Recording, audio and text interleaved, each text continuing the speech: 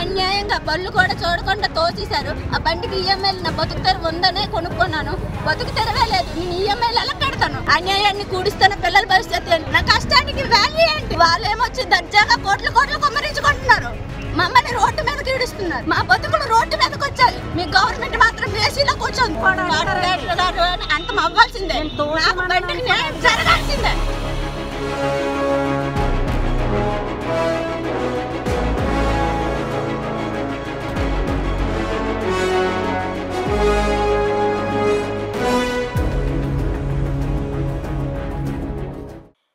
విశాఖ గాజువాక నియోజకవర్గం 76వ వార్డులో పేదలపై కార్పొరేటర్ గంధం శ్రీనివాసరావు దాడి చేశాడన్న ఆరోపణలతో కలకలం రేగింది.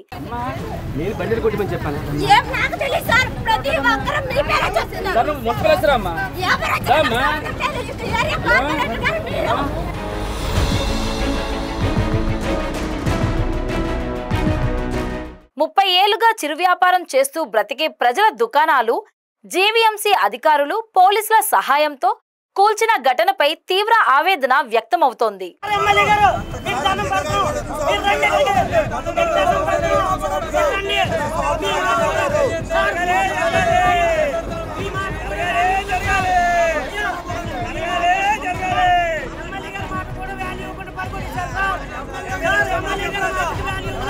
గాంధీనగర్ ప్రాంతంలో దశాబ్దాలుగా జీవనం సాగిస్తున్న 10 కుటుంబాలు ఒకటి కాదు రెండు కాదు 30 సంవత్సరాలుగా చిరు వ్యాపారం చేస్తూ బ్రతుకుతుంటే ఒక్కరోజు ముందుగానైనా సమాచారం ఇవ్వకుండా కార్పొరేటర్ గంధం శ్రీను ఆగ్రహంతో అధికారులను తీసుకెళ్లి వారి దుకాణాలను కూల్పించేశారు.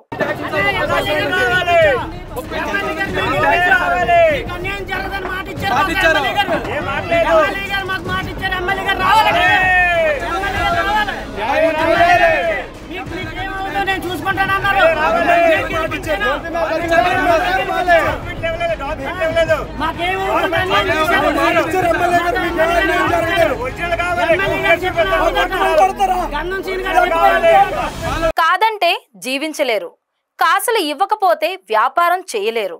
జీవీఎంసీ టౌన్ ప్లానింగ్ సిబ్బంది పోలీసుల తోడ్పాటుతో పేదలపై దాడులు కొనసాగుతున్నాయంటూ వ్యాపారులు ఆవేదన వ్యక్తం చేస్తున్నారు. ఒక మహిళ తన ద్విచక్ర వాహనాన్ని తీసే అవకాశం ఇవ్వకుండా ఆ వాహనంపైనే గోడ కూల్చిన ఘటన అక్కడి ప్రజల హృదయాలను కలిచివేసింది.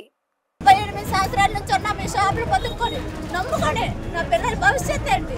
నా భవిష్యత్తు ఏంటి? నా సమస్యకు పరిష్కారం ఏంటి? ఎన్ని ఓట్లు వేసి గెలిపింది మాకు రోడ్డు మీద పేర్చలేదుగా. ఓట్లు వేసినప్పుడు ప్రతి ఒక్కరూ గారి నడకను వచ్చాం, అనలక చేసాం, ఇలా చేసామని కాదు.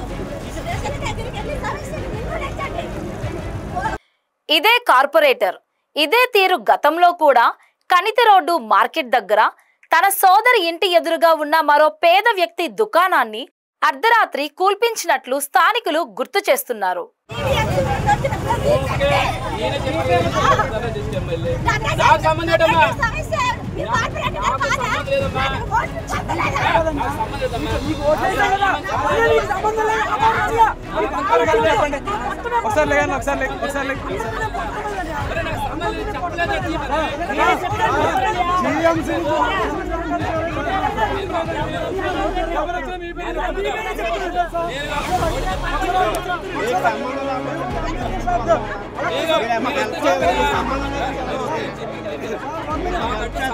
మరి ఇంత జరుగుతున్నా పల్లా శ్రీనివాస్ ఎందుకు మౌనంగా ఉన్నారు? గాజువాక నియోజకవర్గానికి చెందిన టీడీపీ రాష్ట్ర అధ్యక్షుడు పల్లా శ్రీనివాస్ తన నియోజకవర్గంలో జరుగుతున్న ఈ అరాచకాలపై ఎందుకు స్పందించడం లేదని స్థానికులు ప్రశ్నిస్తున్నారు. హిట్లర్ పాలనలా మారుతోందని వాపోతున్నారు.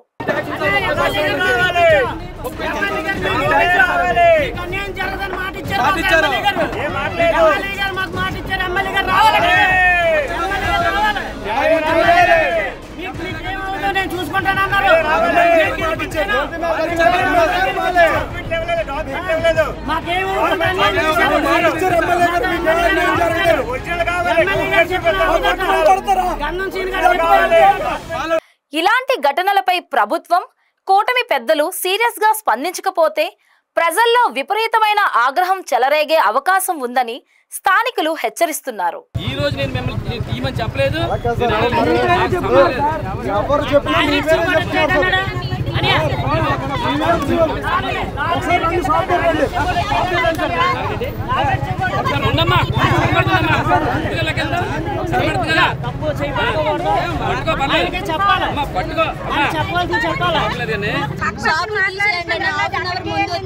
సర్దేలోపు హఠాత్తుగా ఎవరు లోపల ఉన్నారు లేరు అని చూడకుండా అన్యాయంగా బళ్ళు కూడా చూడకుండా తోసేశారు. ఆ బండికి ఈఎంఐలు నా బతుకు తెరువు ఉందనే కొనుక్కున్నాను.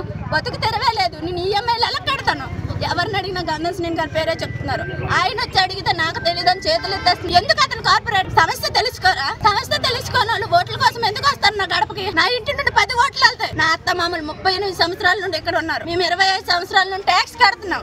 ఇన్ని రోజుల నుండి ఉన్నందుకు ఒక 2 రోజులు గంట అవకాశం ఎవరా? మీ స్థలం మీ ఊళ్ళో పెట్టేస్తారు. నా బండి నా ఊళ్ళో పెట్టేస్తారా మీ గవర్నమెంట్? శ్రీని గారు చెప్పి తీయించారు జీవీఎంసీ వాళ్ళు. ఆ శ్రీని గారు చెప్తే జీవీఎంసీ వాళ్ళు తెచ్చిన బండి నాకు ఇస్తారా?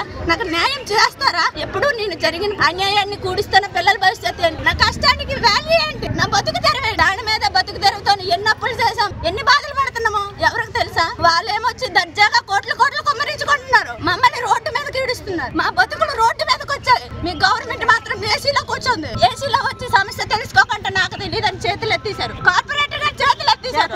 ఈ సమస్యకు మొత్తం కార్పొరేటర్ గారి స్టార్ట్ అయింది. అంతం అవ్వాల్సిందే. నాకు బండికి న్యాయం జరగాల్సిందే. 10 సంవత్సరాల కింద ఉండేవాళ్ళు. ఎక్కడి నుంచి తగిలిసారు? ఇక్కడి నుంచి తగిలిస్తే అక్కడ ఇంకొక ఆయన పెట్టుకున్నారు. అతనేమో చెల్లిపోయి అతను చెల్లిపోతే మెల్ల మంగళసూత్రం సైజు పంపింది. ₹1,00,000 బ్యాంకులో పెట్టి ₹1,00,000 పెట్టుబడి ఆ షాప్ కొనుక్కున్నాం. ఈ రోజు మా కేసు ఫోన్ కూడా చేయకుండా మా షాప్ కూల్చారు. ₹1,00,000 ఇక ఇక్కడ ఉండేవాళ్ళు 10 సంవత్సరాల కింద అది కూల్చారు. తెలుసండి కంప్లైంట్ ఎవరు ఇచ్చారు?